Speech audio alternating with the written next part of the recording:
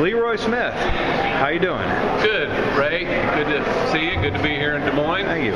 Watching the, what is this, 70, Oh, gosh. 1928 to 2013. Okay, you do the math, Ray. 12. 84 years? 12, 118, what, 12? Yeah, I have no idea. Okay. So, well, first, what are you excited to see here? Here at the championships, Yep. the people and the wrestlers, of course. Love to watch the wrestling action. Love to watch the partisanship in the stands, and they see all the new and old faces that you get to see. It's a big reunion. The national championship is. It really is our anchor event in the sport of wrestling. So we were just talking about the history, and when you talk about anchors, I mean that really is in a lot of ways we're all about what's going on now. It's very exciting because ultimately it's about the young men that are doing it, but it's got that weight behind it of the history and a whole lot of people over the years that have put their lives into this. So tell me your feelings about history and as it relates to what? As it relates to what's going on right now and where we need to, how that should affect our viewpoint and preserving things. Well, if you don't know where you've been, you don't know where you're going. I mean, you've got to preserve that history from the sense that if you don't respect your past, you won't have a future. That's true in all civilizations. The minute their past becomes and their history becomes non-important, the culture is gone.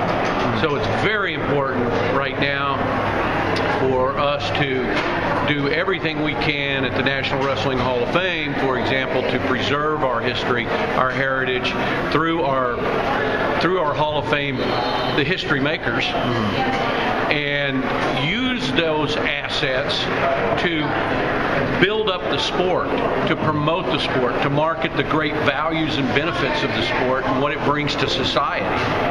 And it does tremendous things outside of just developing these wrestlers we're seeing here today at this championship in terms of their character development.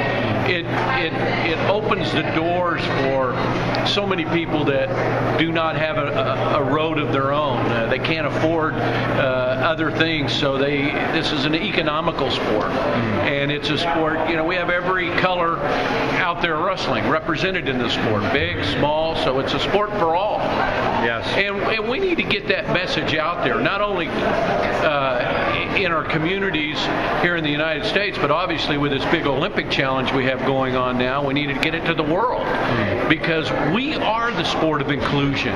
One of the things that the NCAA did when they first saw wrestling in the 1920s is they say, look at this, big, little, you got them all. This is exactly what we're about. The NCAA noticed that it was an inclusive sport. Now that we have women's wrestling too emerging, so we've got the gender equity, we've got as well as the sport for all. So those types of values and benefits that the sport has, we need to bring to the marketplace and help people understand what a great sport this is and what it does for people, because ultimately it makes more responsible citizens out of people.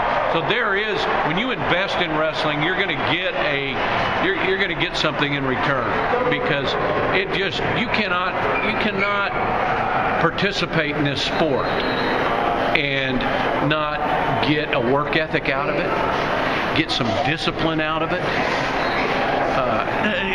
There you go, right there. That's the foundation of being able to have an attitude that I can do anything I want or choose to do, because I'll work hard for it, and that's a tremendous asset to our society.